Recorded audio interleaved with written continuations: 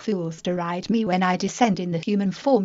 They do not know my transcendental nature, and my supreme dominion over all that be. Lord Krishna, Bhagavad-gita. The Internet revolution has brought about great advancements in the dissemination of information. We can quickly search for information on virtually any topic.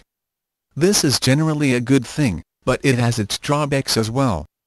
According to Vedic teachings, knowledge of God should be heard through the process of disciplic succession, from someone who knows Lord Krishna. That person is the spiritual master, or the pure devotee of the Lord. The pure devotee spends all his time in devotional service to Krishna, thus the Lord reveals himself to such a person. The devotee has no other interest than to please Krishna, so thus he is the proper person to go to. There are many other mundane scholars who study the Bhagavad-gita, and come up with their own concocted theories about Krishna. Some say that he is just an ordinary human being, while others say that the Gita's teachings are merely symbolic, and not to be taken literally.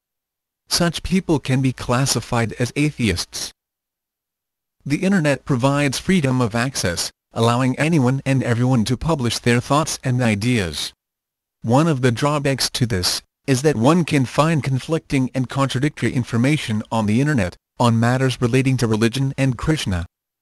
Shankaracharya instituted the Mayavad, or impersonalist, philosophical interpretation of the Vedas in the late 8th century, and that philosophy has gained widespread popularity ever since. Thus the Internet is filled with information and opinions along this line, i.e. that God is impersonal and that the point of human life is to study Vedanta, and hopefully one day emerge into the impersonal effulgence known as the Brahma-Jyoti. Everyone serves the purpose of the Supreme Godhead, and thus to speak of such small and insignificant living entities as ourselves, we are surely eternal servants of the Lord. The Mayavad philosophy maintains that the demigods, the living entities, and the Supreme Personality of Godhead are all equal. It is therefore a most foolish misrepresentation of Vedic knowledge. Srila Prabhupada. Mayavadis tend to think that each of us are personal gods, and that the Supreme Absolute Truth is an impersonal energy, called Brahman. They take Lord Krishna and his various incarnations to be human beings or regular living entities, products subject to the spell of Maya. The Lord describes the foolishness of such people in the Bhagavad-gita, yet if one does internet searches on Lord Krishna or Lord Ram, one will encounter many such teachings of the Mayavadis. Some people even go so far as to criticize the activities of Krishna, focusing especially on his dancing with the gopis in the Raslila. The pastimes of Krishna are detailed in the 10th canto of the Srimad Bhagavatam. Many people ignore what is contained in the rest of the book, namely that Krishna is God, and instead cherry-pick certain things which they can use to criticize the Lord. Lord Chaitanya warned us to stay away from such philosophy, and try not to even hear it at all. He believed that one who was instructed in the ways of the Mayavad philosophy would have a very difficult time coming to the platform of love for Krishna. Vyasadeva composed the Vedanta Sutra to deliver the conditioned souls from this material world, but Shankaracharya, by presenting the Vedanta Sutra in his own way, has clearly done a great disservice to human society, for one who follows his Mayavad philosophy is doomed.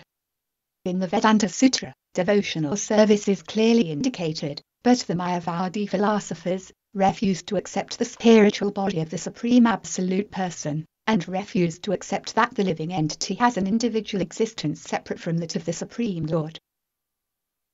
Thus they have created atheistic havoc all over the world, for such a conclusion is against the very nature of the transcendental process of pure devotional service.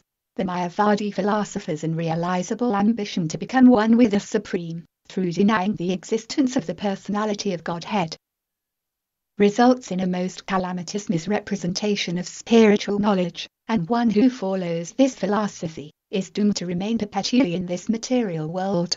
Srila Prabhupada. People are naturally inclined to think of God as being personal, someone we should worship and be devoted to. By reading about or hearing the Mayavad philosophy, one is taken away from their natural inclination to know and love God. Even for those who are already devoted, reading such philosophy can be very depressing. We all love our parents, and we never like it when others criticize them. In the same way, Krishna is our original father, and seeing him treated as an ordinary human being is very offensive. The mind should be purified by thinking good thoughts. The Internet represents one of the most advanced forms of communication, so we should take advantage of this medium to disseminate the truth about Krishna. God is very nice to us, so we should be equally kind to him, by using everything at our disposal to distribute his mercy to everyone. If we hear the truth about Krishna and lovingly serve him, then no contradictory philosophy can ever touch us.